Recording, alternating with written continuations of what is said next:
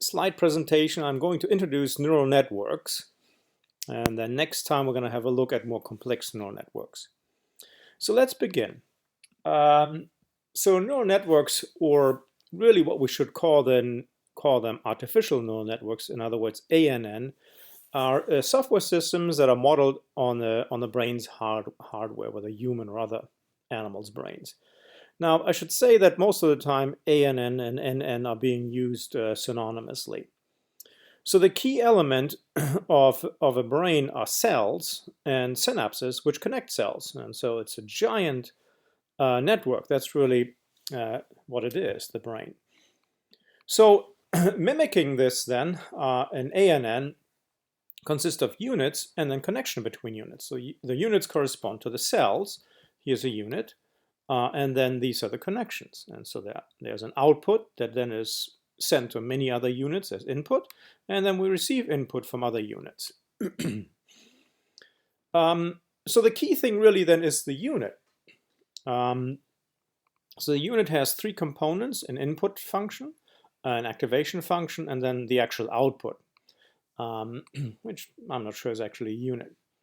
So notice that we have input from other units and we have weights with which we will eventually multiply the input.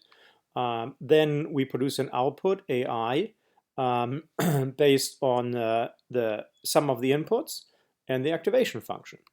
So again, we have inputs, many inputs, and we have weights. So we produce over here the sum of the weights, but I'm getting a little bit ahead of myself here.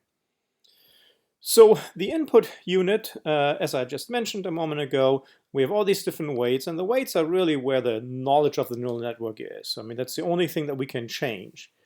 So we'll weight from input AJ to this unit I, so WJI, and we'll multiply this weight with this activation, and we'll do that for all of them. We'll sum them all up. So that's our input. Again, the weight matrix, again, if we have many units and many layers, we have a weight matrix, and that's kind of like what we might call the knowledge of the neural network. Activation function and output. Again, there's nothing exciting about output. It's just passing it on to the next unit. Really, actually, we put it in a matrix. The activation functions, though, there are many options here. There's a step, a sign, a sigmoid, a tanh, and a ReLU activation function. So let's have a look at them in turn. So the step activation function has two outputs, 0 and 1, and there's typically a threshold associated with those things. So above the threshold, the output is 1, below it's 0. So that's this thing. We will use the step activation function in the programming assignment about neural networks to sort of get to know them a little bit. But I am not sure they're actually used in modern neural networks, but it's a great tool to learn things. The sign activation function, notice the only difference really is that the output is between -1 and +1. Again, I don't think they're used in modern neural networks, and we won't really use it either, I don't think. Now the sigmoid activation function, though, that's the workhorse of modern neural networks. Actually, not just modern, of any neural networks in the past and the future and currently. So it's a smooth function here that produces an output from 0 to 1. Again, here is sort of like the input Z is 0, and the output is Y that we're going to be producing here. We can configure this thing. We can configure the slope and where it the halfway point is. We can move it left and right a little bit. So that's a pretty impressive function. The tanh activation function we'll see a lot in convolutional neural networks and recurrent neural networks. Their purpose is, notice that the output is between -1 and 1. So a lot of times these functions produce a value that is between, the input, let me step back here. Sometimes in the computation of a CNN or NN unit, we'll sum several values together, and then the output might be larger than 1. Again, there are different ways of doing things. And in order to normalize this thing, we use a tanh function. So the tanh is primarily used to normalize things so that the values are back a predictable range, or a range that we will find handy, that is between -1 and 1. The ReLU function, again, it just sort of like takes an input, and if it is negative, it produces an output of 0, and otherwise it just takes the input and produces the output. This one is used quite heavily in convolutional neural networks, among others, to introduce some nonlinearity. So those are the activation functions that we're going to be looking at in the next week or so. So let's talk a little bit about neural networks. So they were developed actually quite early on, and one of the first things that people were concerned about is, how powerful are these things? Can they compute anything that a digital computer can compute? And so as part of that, researchers were wondering, can Boolean functions, can neural networks compute Boolean functions such as and, or not? As you know from your hardware courses, we can build a computer from NAND gates or NOR gates, and so that's kind of very important to them. They want to make sure that we can do this. So in other words, they were sort of interested in, can we develop a neural network that implements and or not, so that we could simulate a digital computer through a neural network, which of course is not something that you would ever want to do, but in any case, theoretically speaking, that is an important result. And so it turns out, yes, we can. So here is, and here are 3 neural networks. They use the step activation function to compute the Boolean functions and or not. So the weights are 1 and 1 over here. As you know, the inputs are 1 and 0, and the threshold is 1.5. So as you know, if the input is 1, 1, then the sum of the inputs is 2, which is greater than the threshold 1.5. So we produce an output of 1, and all other cases we produce an output of 0. For OR, it's a little bit different. So as long as one of these inputs is 1, we want to produce an output of 1. So notice that, say this one is 1, this one is 0. The sum is 1, which is greater than the threshold. So we produce an output of 1. This one over here is the NOT function. So if the input is 1, since we multiply it with -1, we have an input of -1, which is less than the threshold of -0.5. So we produce an output of 0. If the input is 0, then obviously the input to the unit is 0, which is larger than -0.5. So we produce an output of 1. So yes, check that off your list. We're good to go. Don't have to panic. Now let's have a look at some very, very simple neural networks, some of the first networks that were ever developed. And they're called perceptrons. There's actually a book written about perceptrons by Minsky and Papert, which sort of like made a lot of waves for many, many reasons that we won't get into here right now.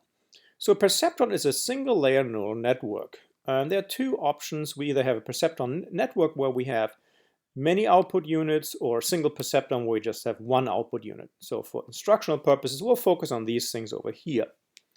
Now, I should point out to you that the only neural network, the only neural unit that we have in this network is this one over here, the output unit.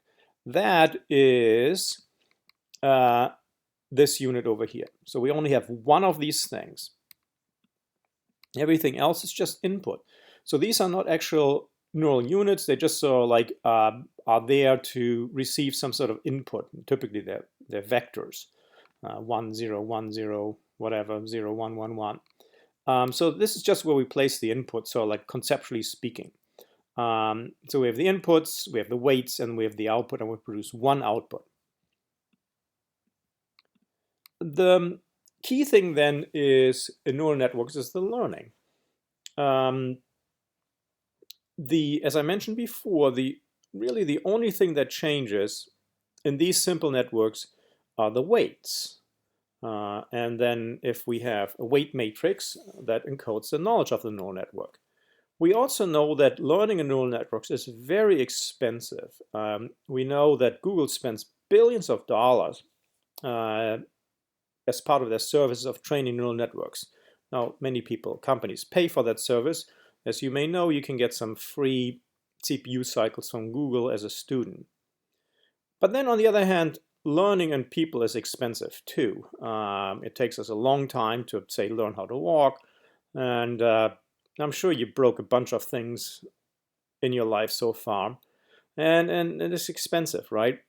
In artificial neural networks, we have some data, and we run these data sets repeatedly until adjusting the weights until some sort of stopping criteria is satisfied. So let's have a look at the learning algorithm then. So again, the perceptron is considered a single layer feed-forward network. The algorithm needs input vectors of data as well as the desired output. So the desired output, that's our training data. So again, we'll work with just a single output unit. So if we have n input units, then each piece of training data needs to have n input values, and we need to have one output value, again, if it's just a perceptron, a single perceptron. We have weights. Again, in this simple system, we have n weights, and we have an activation function.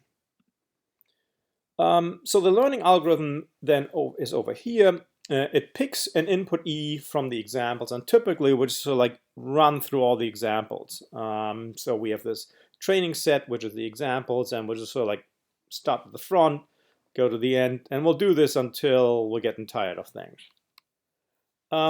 So the first thing we're going to do then is we pick a concrete piece of training data, a vector, and we calculate the input to the single neuron that we have, the single output unit. As I mentioned before, for this particular example E, we pick each of the data points of the input vector, we multiply it with the appropriate weight, and we just select sum all the stuff up. Then we produce the output. Again, depends on the activation function that we have. Right now we have a step activation function, so it's either going to be 1 or 0, right? This here, y, is the desired output for this concrete example. And so what we're going to do is we're going to take that value and subtract the actual output from it. So notice that the error can be positive or negative. That'll become important here in a moment. So again, the adjustment of the weights, that's where the learning happens. So we have three components over here: alpha, error, which we calculated over here, and then actually the activation, the input value of the example. So let's look at each of them in turn. Alpha is what some people might call a tuning parameter. It's really the learning rate. And it determines, obviously, how much we're going to add, how much we're going to modify the existing weight. So notice that we're going to add this term to the existing weight, making it larger or smaller depending on the value of the error. So if we leave out alpha, or if alpha is 1, then the weights change quite a bit, and what that means is that the neural network a lot of times fluctuates quite a bit. And so we want to keep that thing small, typically around 0.05, but in the programming assignments I'll ask you to experiment with different values, smaller and even larger ones like 0.5, 0.8. Now, that's perfectly fine. You need to find something that works for the training data. Again, if the error is negative, then obviously we distract from the weights. We make it smaller because we overshot. And then this one over here is really a neat idea. And so if this value, suppose it's close to 1, then obviously this term will be rather large. If this value is close to 0, then this term will be rather small. So what this one helps us is to determine, well, this influences the training based on how important this value is. So if it's close to 1, it must be important. If it's close to 0, then, well, we don't much care about it, right? So as such that if it's important, then we want to have, we want to have this weight convert rather quickly. So that's kind of like the idea of this one over here. Finally, the stopping criteria until done. I purposefully made that very vague. There are sort of basically two approaches that we can take. We can either terminate after a set number of iterations, or we can terminate when the overall error falls below a certain threshold. We will actually look at both of them. So far, we assumed that we have a step function which we cannot differentiate. But if we have a differentiable activation function, such as the sigmoid function, then we will update, we'll add this following term. So in other words, differentiate value of the output that we calculated to the to the update function over here. So we have this term over here. So why do we do that? Well, again, suppose we have a sigmoid function. When the output is like around here, then you know that the differentiated value, I mean, the slope of this function is about 1. So, but when the output is over here or over here, then the slope of this function is 0. So notice what we're going to do over here is we're really making this term count a lot when we're in the middle, like when we're in this area over here. So what that does in essence is like say, hey, I don't want to be in the middle. I can't handle, if the output is 0.5. It just like, is it this or is it that? Make up your mind. So we're really biasing it, either go over here or go over there. I don't care which way. And so that's kind of like what the purpose of this thing is. It's sort of like get out of this middle value, get something to 0.8 or 0.2, which kind of like a lot of times is interpreted as 0 or 0.8. You can sort of say, yeah, it's that's almost 1, right? So that's the purpose of adding this thing over here. All right, so much about perceptron learning, a very, very basic neural network. Again, don't worry, we'll get into more complex neural networks.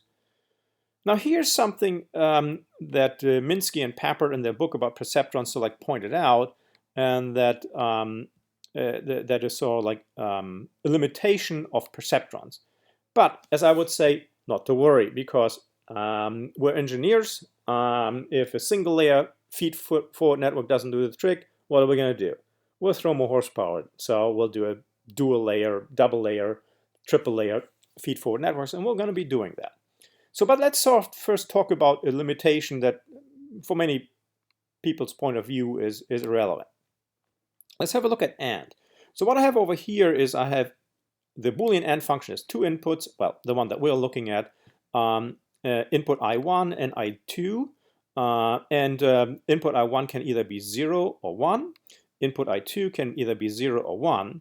And the circles here represent whether the output value is 0 or 1. So an open circle means the output is 0, and a filled-in circle means it's 1.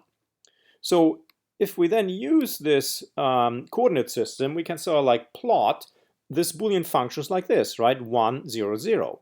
But the most important thing is that we can draw a line between these two sets of values, right? This sort of like these 3 sets of values and this set of values. And so we call this thing linear separable. And so perceptrons can only learn functions that are linearly separable. Okay? So it can learn AND, it can learn OR, again, these 2 sets, but it cannot learn XOR, right? We cannot draw a line between these 2 sets over here. We would have to have a ridge, say either this way or that way. And so how do we get a ridge? Well, we have a feed-forward network that has 2 layers, an output layer and what we call a hidden layer. And that's what we're going to be doing on next. We're going to do that on the next day. All right, that's it. I'll see you later. Bye.